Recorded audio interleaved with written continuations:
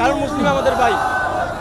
এখানে যারা সংহতি সমাবেশে এসেছেন তারা আসলে বলছেন যে তারা যে কোনো উপায়ে ফিলিস্তিনের পক্ষে, ফিলিস্তিনের পাশে থাকতে চান এবং তাদের যে সীমিত সামর্থ্য রয়েছে সেই সীমিত সামর্থ্যের মধ্য দিয়ে তারা এই প্রতিবাদটি অন্তত জানাচ্ছেন যাতে ফিলিস্তিনে গণহত্যাটি বন্ধ হয়, ফিলিস্তিনের মানুষ মুক্তি পায়, স্বাধীনতা পায়। বা একটু যদি বলতেন আজকে এই সংহতি সমাবেশ থেকে আপনারা বিশ্ববাসীকে এবং বাংলাদেশ থেকে কি বার্তা?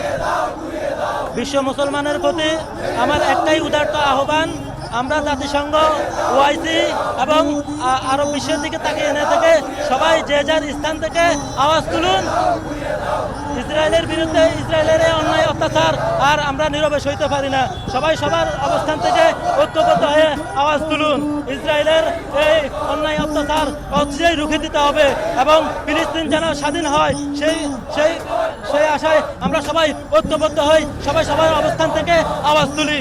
লা ইলাহা ইল্লাল্লাহ, নারায়ে তাকবীর, ইয়া রাসূলুল্লাহ। সংহতি সমাবেশে যারা আসছেন তারা আসলে বলছেন যে ফিলিস্তিনে যে নিপীড়নটি হচ্ছে, ফিলিস্তিনে যে গণহত্যাটি হচ্ছে, সেই গণহত্যা দেখার পরে আসলে ঘরে বসে থাকার মতো অবস্থা তাদের নেই।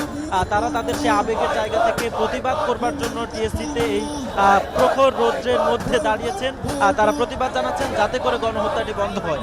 আপনি যদি একটু বলতেন যে বাংলাদেশ সরকার এবং আমরা আসলে কি করছি? আমরা বাংলাদেশ সরকারের কাছে চাই তারা জাতিসংঘের কাছে আবেদন করুক, আমাদের জন্য ফিলিস্তিনের ভিসা করে দিক। আমরা সবাই যারা মুসলিম আছি তারা যাব, তাদের সাথে একাত্মতা পোষণ করে আমরা জিহাদে নামতে চাই। আর আমরা স্পষ্ট করে বলতে চাই, এই যুগে গণহত্যা কখনোই কাম্য নয়। আমরা এই গণহত্যা বন্ধ চাই, অন্যথায় আমরা রাস্তায় অবস্থান করব। আর আমাদের সরকারের কাছে আবেদন, আমরা যাতে ফিলিস্তিন যেতে পারি সেই জন্য তারা যাতে আমাদের ভিসার ব্যবস্থা করে দেয়। ভিসার ব্যবস্থার জন্য তারা যে জায়গায় আবেদন করতে হয়, আমাদের যদি প্রয়োজন হয় আমরাও যাব, আমরা গণ আবেদন করবো ইনশাআল্লাহ। মুসলমানদের বড় যে দেশগুলো রয়েছে, আরব বিশ্ব যেটাকে আমরা বলি আসলে, সেখানকার সৌদি আরব থেকে শুরু করে বড় বড় দেশগুলো, তারা আসলে ওইভাবে আমরা রাখতে দেখছি না। তাদের জন্য কোনো বার্তা আছে কি?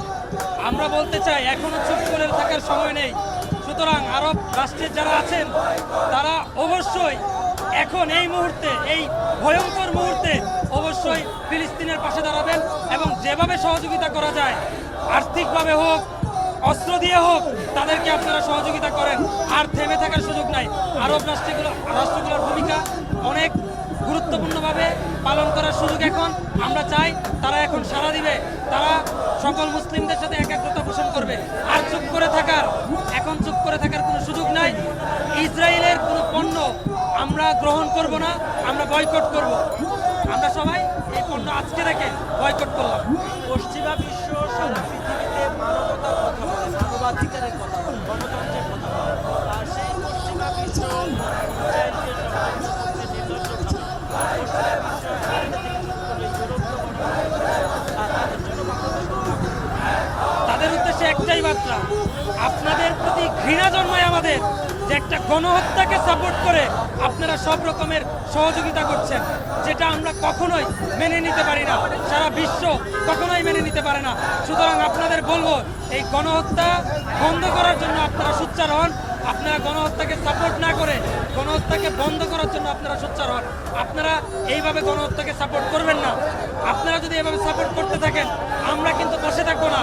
আমরা সারা বিশ্ব যদি মাথাচাড়া দিয়ে ওঠে, তখন আপনারা কিন্তু এই পৃথিবীর কোনো জায়গায় আপনারা অবস্থান করতে পারবেন না। আপনারা সকল চিহ্ন আমরা মুছে দিব।